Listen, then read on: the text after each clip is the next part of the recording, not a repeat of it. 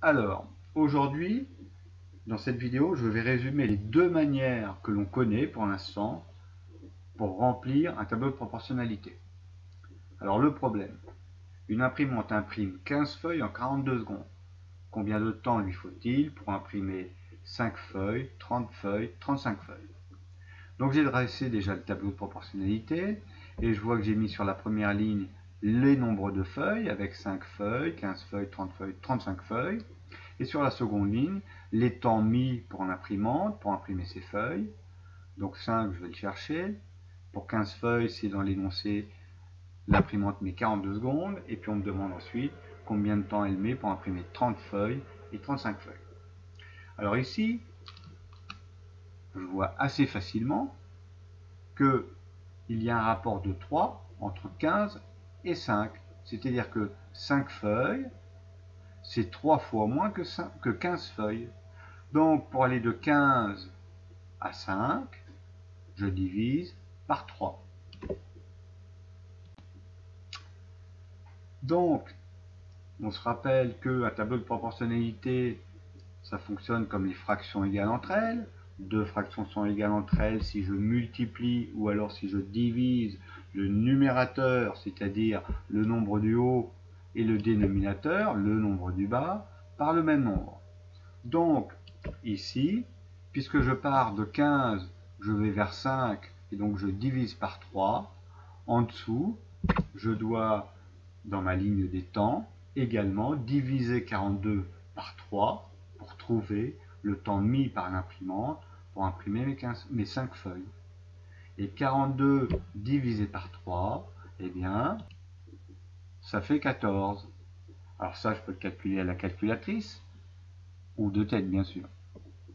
Donc, mon imprimante va imprimer 5 feuilles en 14 secondes. J'ai bien utilisé la propriété des fractions entre elles. Ensuite, 30 feuilles. Je vois aisément que 30, c'est le double de 15. 15 fois 2 égale 30. Donc, puisque j'imprime 2 fois plus de feuilles que 15 fois 2, l'imprimante va mettre 2 fois plus de temps que pour 15 feuilles. Donc je fais 42 multiplié par 2 égale 84. Pour 35 feuilles maintenant. Pour 35 feuilles, je peux m'apercevoir que 35, c'est 7 fois plus que 5. Donc 5 fois 7, 35. Donc selon la propriété des fractions égales entre elles, je devrais faire 14 multiplié par 7 et trouver le temps mis par l'imprimante pour imprimer 35 feuilles. Mais je peux également trouver une autre astuce. Je remarque ici que 35, c'est 30 plus 5. Ça veut dire quoi? Ça veut dire que l'imprimante, pour imprimer 35 feuilles, elle va mettre le temps qu'elle met pour imprimer 5 feuilles et le temps qu'elle met pour imprimer ensuite 30 feuilles. C'est donc 14 plus 84. J'obtiens ainsi 98 secondes pour 35 feuilles. Donc ici, j'ai rempli mon tableau en ligne. J'ai utilisé ce qu'on appelle les propriétés linéaires puisque je remplis mon tableau en ligne. Ces propriétés linéaires, elles sont au nombre de 2. Soit j'utilise la propriété des fractions égales entre elles, soit ici j'ai additionné 2 colonnes pour trouver une troisième colonne. On pourrait aussi également, dans certains autres problèmes, soustraire 2 colonnes pour trouver une troisième colonne.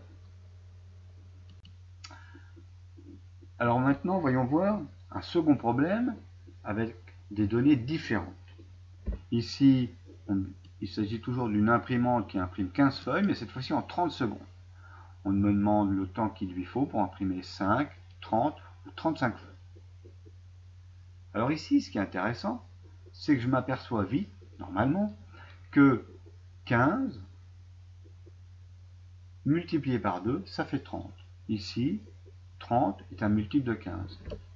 15 fois 2, 30. Donc, j'ai un rapport de 2 entre la ligne qui m'indique le nombre des feuilles et la ligne qui m'indique le temps mis pour imprimer. J'ai un rapport de 2. Du haut vers le bas, je multiplie par 2. 15 fois 2, 30. Et si j'avais à remonter, bien sûr, je fais l'inverse. L'inverse de la multiplication, c'est la division.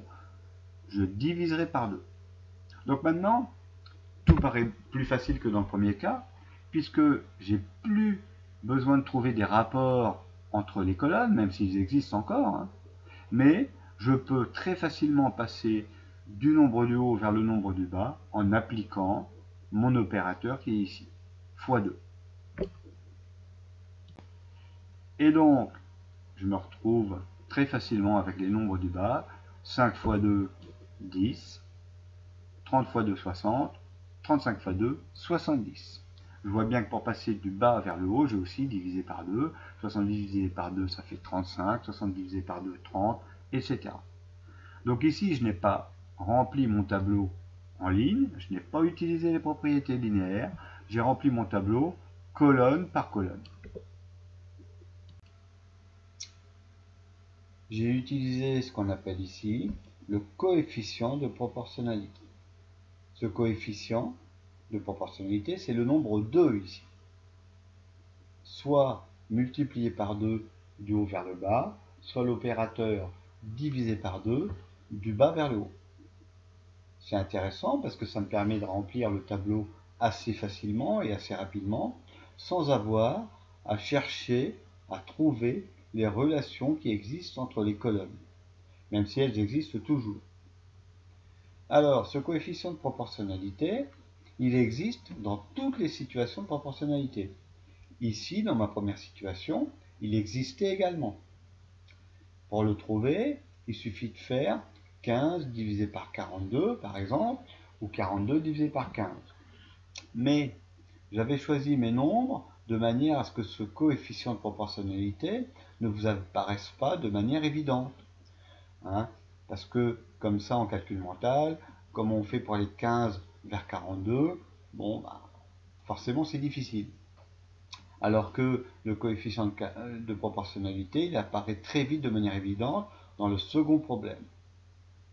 Donc parfois, et c'est le cas du premier problème, ce coefficient de proportionnalité, on ne peut pas trop l'utiliser, soit parce qu'on ne le trouve pas, soit parce que aussi il correspond à un nombre, à virgule, qui ne se termine pas, qui n'est donc pas un nombre décimal. Donc il est difficile de l'utiliser. Et donc dans ce cas-là, on est obligé de trouver des relations entre les colonnes et d'utiliser les propriétés linéaires. Mais bien sûr, si le coefficient de proportionnalité est simple à utiliser, c'est le cas du deuxième problème, moi je trouve qu'il est préférable de l'utiliser, c'est plus facile.